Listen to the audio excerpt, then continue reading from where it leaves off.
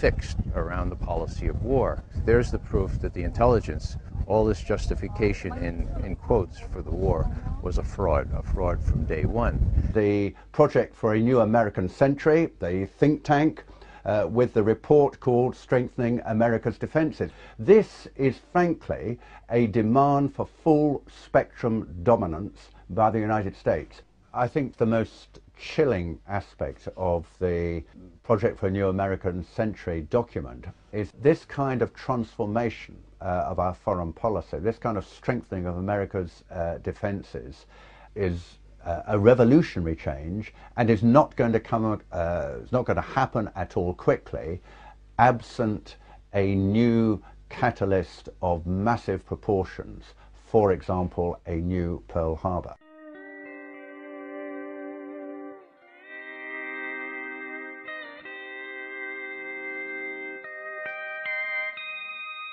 In Crawford, Texas, we found individuals who believe that weapons of mass destruction were found in Iraq.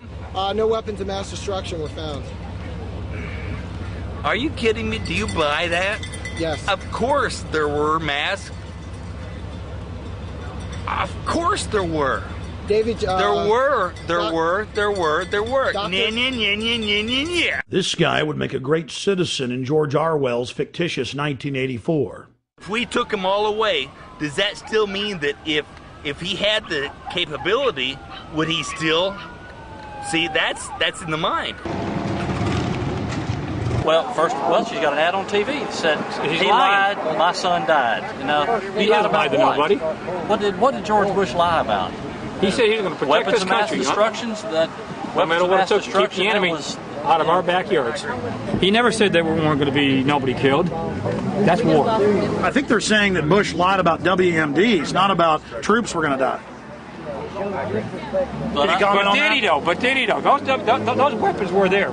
The authoritarian powers of the state, which are available to government, is very dangerous. And I think we live in a state, we live in states, both the United States and the UK, where the powers to question, to call in evidence, to demand explanation, to hold to account those who are in control are gradually, systematically being weakened. This is very dangerous in a democracy.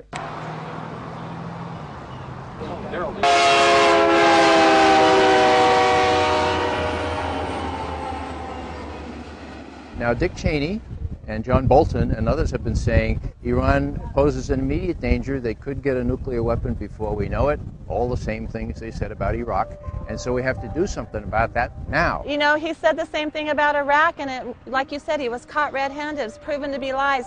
Why should we believe him about Iran? I'm pleased to tell you, American people, that the National Intelligence Estimate just put out on Iran says that Iran cannot possibly have a nuclear weapon for 10 more years. Let me say that one more time. Iran can't be a nuclear power, weapons-wise, for 10 more years.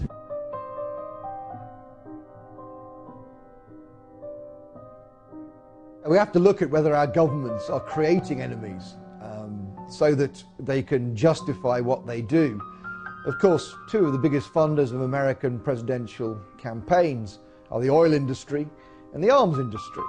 And it's in their interests that we invade places like Iraq. We're going to let the Israelis, or we're going to do it ourselves, attack the nuclear facilities in Iran. Now, people say, that's crazy. That is absolutely crazy. I agree. The problem is, folks, the people running our policy toward Iraq and Iran were widely known in the 1980s when I was briefing the Vice President and others as the crazies, okay? The crazies. You come in on Monday morning and somebody would say, guess what the crazies did late Friday night? And you'd know exactly who the reference was. It was to Wolfowitz, it was to Pearl. So all the same folks, some of them who have deserted the sinking ship like proverbial rats, okay? But it was Feith, Wolfowitz, and the rest of them. They were the crazies.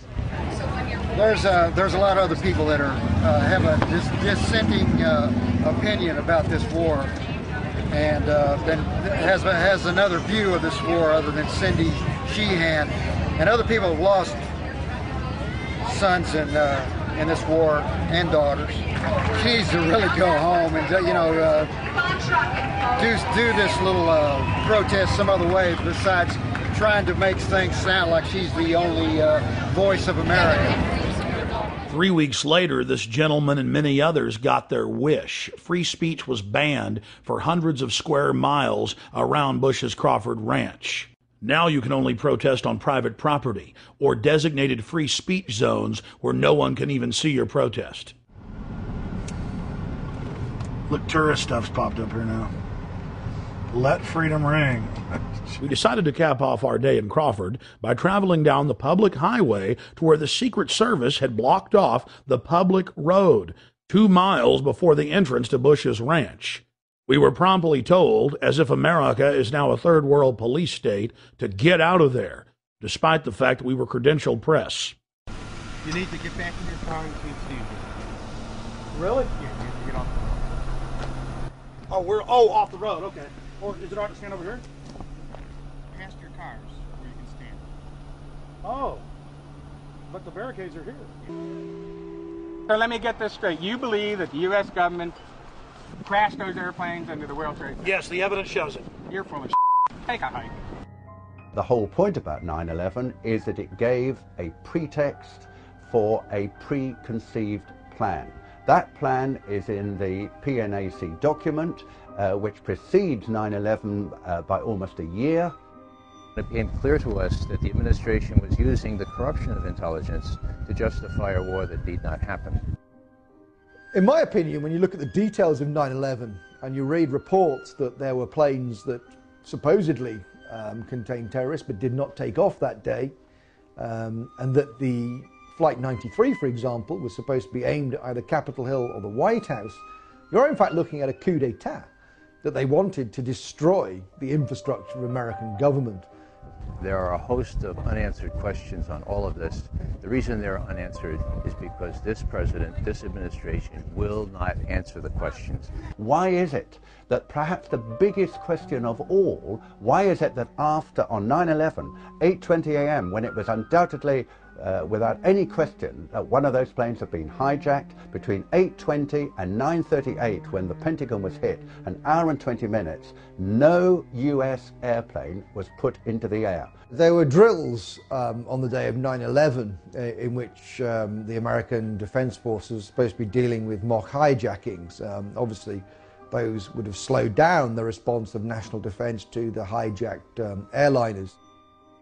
If American passenger jets go off course and they are tackled by American fighter jets, the default position is to shoot them down, and yet in this case, of course, none of that happened. There was the Andrew Air Force Base 10 miles from Washington. It has a squadron of F-16 fighters. None of those was put into the air. This is absolutely almost incredible. The most powerful military technological country in the world, albeit under a terrifying attack, was not able to put planes into the air, which actually could probably have stopped at least the second and third hits. And we've got to ask why George Bush sat there with a group of school children for 16 minutes after he'd been alerted to a plane going into the second tower. The president's in Sarasota. He's told that the second plane has hit the World Trade Center. And the Secret Service guy immediately says, "We're out of here." The president stays for 30 minutes, folks, for 30 minutes. Now, how do you explain that? I've talked to all manner of Secret Service people. They say, "We're out of here" was exactly the right reaction. Everyone knew where the president was. If not the president, you might have had some concern for these little kids. Why did he stay for 30 minutes? Why was he countermanded? The implication, of course, is he knew exactly what was going on, but he knew that he wasn't under attack. I think all of this needs to be explained. It wasn't in the congressional report. There was no serious examination of this. And there is the amazing statement made in the official congressional report that the American authorities have not managed to trace the source of the funding. And then the most amazingly disingenuous statement ultimately is it of little consequence. It is of massive consequence. The head of Pakistani intelligence at the ISI, Lieutenant Mahmoud Ahmed, requested Omar Sheikh, who is a well-known Islamic extremist who is now actually in prison in Pakistan, to wire $100,000 to Mohammed Atta, who was the lead hijacker. It is absolutely astonishing that lead has never been followed up. As it happened, General Mahmoud was actually on a visit to the United States, both before and just after 9/11, and saw many leading government officials. For people to dismiss these questioners as conspiratorial advocates or conspiratorial theorists, that's completely out of line, because the questions remain because the president, who should be able to answer them, will not. We have plenty of evidence that the attack on Afghanistan was planned. Because after the negotiations with the Taliban broke down in the United States, I think they went to Houston in Texas in about July, and there were later discussions at about this time in Berlin, where US officials made absolutely clear to the Taliban representatives in this famous phrase, either we will provide you with a carpet of gold, in other words, if you supply a pipeline across Afghanistan, you ensure the security of the country, you guard that pipeline, then we can do a deal with you, otherwise we will bury you in a carpet of bombs. In the years since 9/11, scores of highly regarded individuals have gone public to express their serious doubts about 9/11. These include former presidential advisor and CIA analyst Ray McGovern, the father of Reaganomics and former Assistant Secretary of the U.S. Treasury, Dr. Paul Craig Roberts, BYU physics professor Stephen Jones, former German Defense Minister Andres von Bülow, former MI5 officer David Shaler, former Blair cabinet member Michael Meacher, former chief economist for the Department of Labor during President George W. Bush's first term, Dr. Morgan Reynolds, and many more. In early June of 2006, we traveled to Chicago to meet with fellow 9/11 truth seekers and expose the official story as a fraud. You cannot hide the truth. You will not hide the truth. It's coming out. Your crimes are coming out. Ladies and gentlemen, 9/11 is an inside job. It's a self-inflicted war. It's a government false flag terror operation. Research it. More people are waking up every single day. More people realize what the stakes are. They love their families, and they understand that the government is carrying out terrorist attacks as a pretext to re-engineer America into a police state. Why? To capture us to be their political slaves, to use us as an engine of global empire, to invade the planet. While in Chicago, we had a chance to again speak with former MI5 agent Andy Michaud. I'm convinced that 9/11 was an inside job. And there are a number of compelling reasons why I think it was an inside job. Primarily the collapse of the Twin Towers, which look to me to be controlled demolitions. Also the collapse of Building 7 of the World Trade Center complex.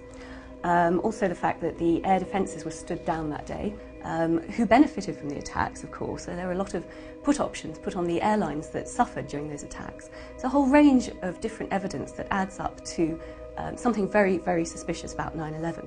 I feel passionately that we need to expose the government involvement in 9/11, because if we don't, they will keep doing this in future. There will be another attack in order to justify another unjustifiable war. We also spoke with Dr. Morgan Reynolds.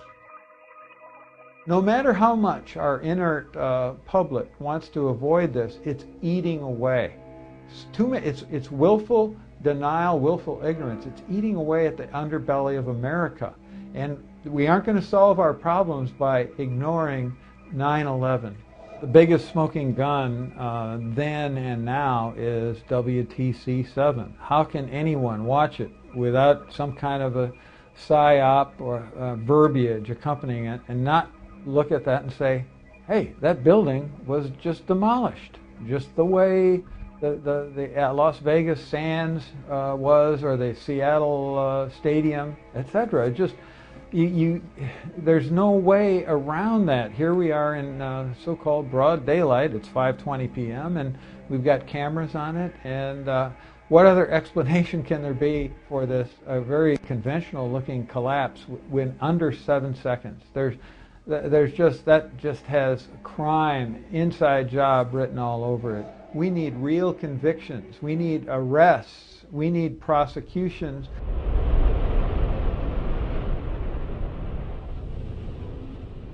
We also had a chance to speak to Professor Stephen Jones, who is a doctor of physics, concerning new bombshell evidence that conclusively proves that thermite was used to cut the main pillars in the World Trade Center towers.